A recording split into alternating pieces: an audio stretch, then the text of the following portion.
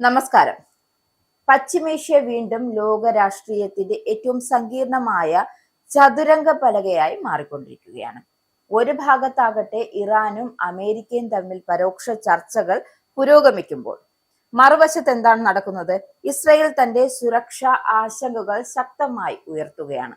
അതായത് മുട്ടനാടിനെ കൊണ്ട് കൂട്ടിയിടിപ്പിച്ചിട്ട് ചോര കുടിക്കുന്ന ഒരു ശൈലിയായിരുന്നു ആരുടെ? ഇസ്രായേലിനെയും നെതന്യാഹുവിന്റെയും.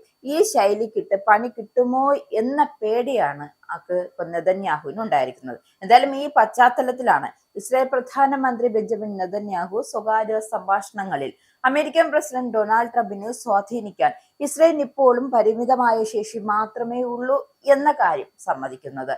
എന്തായാലും വർഷങ്ങളായി അമേരിക്കൻ രാഷ്ട്രീയത്തിൽ ഏറ്റവും വലിയ സ്വാധീന ശക്തികളിൽ ഒന്നായി കണക്കാക്കിയിരുന്നതാണ് ഇസ്രായേൽ. ഇത്തരം ഒരു വിലയിരുത്തലുകളിൽ എത്തുന്നത് തന്നെ പശ്ചിമേഷ്യയിലെ മാറുന്ന ശക്തി സമവാക്യങ്ങളുടെ തെളിവായാണ് നിരീക്ഷകർ വിലയിരുത്തുന്നത്.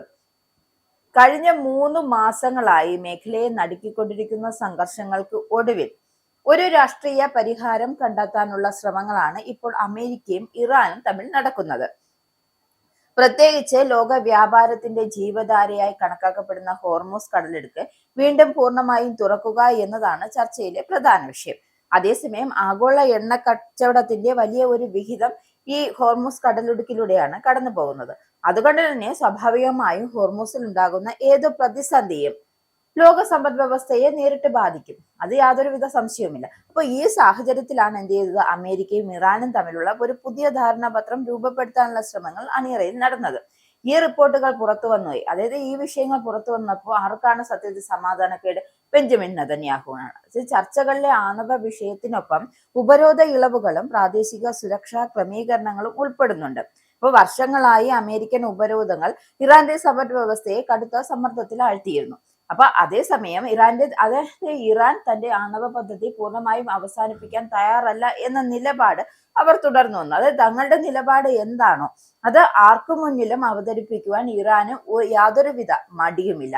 5 ദിവസം ജീവിച്ചാലും നട്ടലോടെ ജീവിക്കണം എന്ന തത്വത്തിന് അടിസ്ഥാനമാണ് ഇറാൻ ജനതയുടേത്. അപ്പൊ അതുകൊണ്ട് തന്നെയാണ് തങ്ങളുടെ നയം ആർക്കു മുന്നിലും തുറന്നു പറയാൻ യാതൊരുവിധ മടിയും ഇറാൻ ഇല്ലായിരുന്നു. അപ്പൊ ഇരു രാജ്യങ്ങളും തമ്മിലുള്ള പുതിയ ധാരണയിലാകട്ടെ ചില ഉപരോധ ഇളവുകൾക്ക് പകരമായി ഹോർമൂസ് കടലിലെ സ്ഥിരത ഉറപ്പാക്കുകയും പിന്നീട് ആണവ പ്രവർത്തനങ്ങളെ കുറിച്ച് കൂടുതൽ വിശദമായ ചർച്ചകൾ നടത്തുകയും ചെയ്യാം എന്നതാണ് ഒരു പ്രധാന ആശയമായി മുന്നോട്ട് വെച്ചിരിക്കുന്നത്.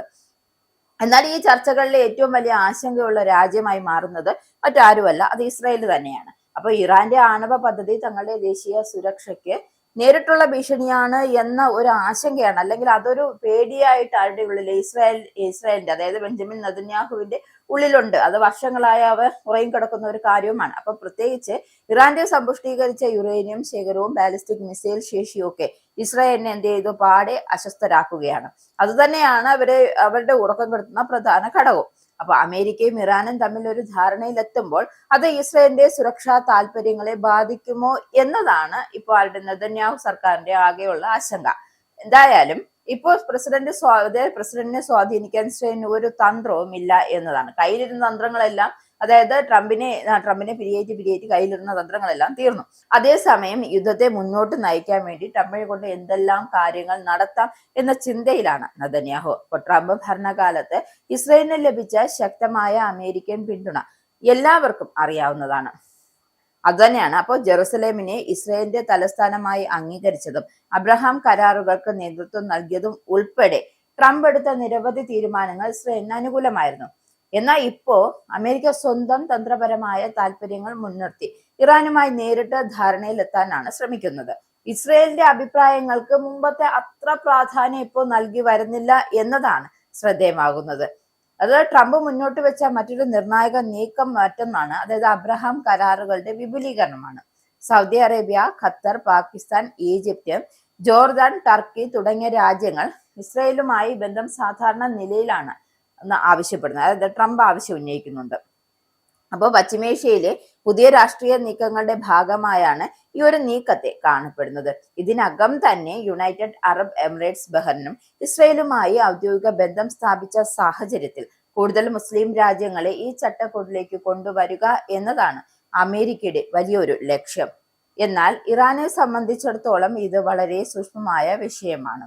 ഇസ്രയേലുമായി കൂടുതൽ അറബ് മുസ്ലിം രാജ്യങ്ങൾ ബന്ധം സ്ഥാപിക്കുന്നത് മേഖലയിലെ ശക്തി സമവാക്യങ്ങൾ തനിക്കെതിരെ മാറുമെന്ന ആശങ്ക ഇറാനുണ്ട്. അതുകൊണ്ട് തന്നെ അമേരിക്കയുമായി ചർച്ചകൾ നടക്കുമ്പോഴും ഇറാൻ പ്രാദേശിക സ്വാധീനം നഷ്ടപ്പെടുത്താത്ത രീതിയിൽ കരാറുകൾ രൂപപ്പെടുത്താൻ ശ്രമിക്കുന്നുണ്ട്. അതേസമയം ലെബനൻ അതിർത്തിയിലും സ്ഥിതി ഇപ്പോഴും അതീവ സംഘർഷഭരിതമാണ്.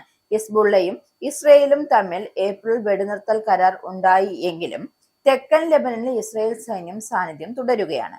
വ്യോമാക്രമണങ്ങളും ഡ്രോൺ ആക്രമണങ്ങളും ഇപ്പോഴും ഇടയ്ക്ക് നടക്കുന്നതായി റിപ്പോർട്ടുകളുണ്ട്. ഈ സാഹചര്യത്തിൽ ലെബനൻ ഉൾപ്പെടെയുള്ള എല്ലാ മുന്നണികളിലും സൈനിക നടപടി തുടരാനുള്ള അവകാശം ഇസ്രയേൽ നിലനിർത്തണമെന്ന് നെതന്യാഹു ആവശ്യപ്പെടുന്നത് ചർച്ചകളെ കൂടുതൽ സങ്കീർണമാക്കി തീർക്കുകയാണ്. ഇറാൻ മറുവശത്ത് ഇസ്രയേൽ ആക്രമണങ്ങൾ പൂർണ്ണമായും അവസാനിപ്പിക്കണമെന്ന ഉറപ്പാണ് ആവശ്യപ്പെടുന്നത്. അതുകൊണ്ട് തന്നെ അമേരിക്ക മധ്യസ്ഥത വഹിക്കുന്ന ഏതു ധാരണയിലും ഈ രണ്ട് ആവശ്യങ്ങൾ തമ്മിൽ വലിയ സംഘർഷം നിലനിൽക്കുകയാണ്. ഒരു ഭാഗത്ത് സമാധാന കരാർ വേണമെന്ന് അമേരിക്ക ആഗ്രഹിക്കുമ്പോൾ മറുവശത്താകട്ടെ പരസ്പര അവിശ്വാസവും ഇത്രയും ആഴത്തിൽ നിലനിൽക്കുന്ന സാഹചര്യത്തിൽ സ്ഥിരതയുള്ള ഒരു പരിഹാരം കണ്ടെത്തുക എന്ന കാര്യം അത്ര എളുപ്പമല്ല. ഇസ്രയേലിനുള്ളിൽ തന്നെ ഈ വിഷയത്തിൽ രാഷ്ട്രീയ ഭിന്നതകൾ വളരെ ശക്തമാണ്. പ്രതിപക്ഷ നേതാവ് യൈലർ ഡാപ്പിൻ നിർദ്ദിഷ്ട കരാറിനെ ശക്തമായി വിമർശിക്കുന്നുണ്ട്. ഇസ്രയേലിന്റെ യുദ്ധ ലക്ഷ്യങ്ങളൊന്നും ഈ ധാരണയിലൂടെ കൈവരിക്കാനാകില്ല എന്നാണ് നെതന്യാഹു അമേരിക്കയെ സ്വാധീനിക്കുന്നതിൽ പരാജയപ്പെട്ടു എന്നും അദ്ദേഹം ചൂണ്ടിക്കാണിക്കുന്നു. ഏതായാലും ഇത് ഇസ്രയേൽ രാഷ്ട്രീയത്തിൽ അടുത്ത തിരഞ്ഞെടുപ്പിന് മുന്നോടിയായി വലിയ ചർച്ചയായി മാറാനുള്ള സാധ്യതകൾ തുറന്നു കിട്ടുന്നു. ഇപ്പോൾ പശ്ചിമേഷ്യയിലെ യഥാർത്ഥ ചോദ്യം മറ്റൊന്നാണ്. അതായത് എന്താണ്? അമേരിക്കയും ഇറാനും തമ്മിൽ ഒരു കരാർ യാഥാർത്ഥ്യമായാൽ അത് മേഖലയെ സമാധാനത്തിലേക്ക് നയിക്കുമോ, അതോ പുതിയ ശക്തി സമവാക്യങ്ങളുടെ തുടക്കമാകുമോ? കാരണം ഈ ചർച്ചകൾ വെറും ആണവ വിഷയത്തിൽ ഒതുങ്ങുന്നില്ല.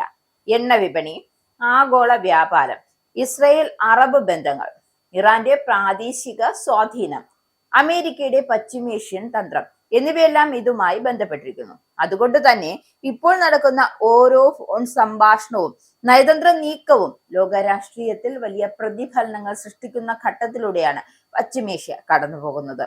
അപ്പോ ഇനി കരാറിൽ അവസാനിക്കുമോ അതോ വീണ്ടും യുദ്ധ സാഹചര്യം ഉടലെടുക്കുമോ? എന്താകുമെന്ന കാര്യങ്ങൾ കാത്തിരുന്നു.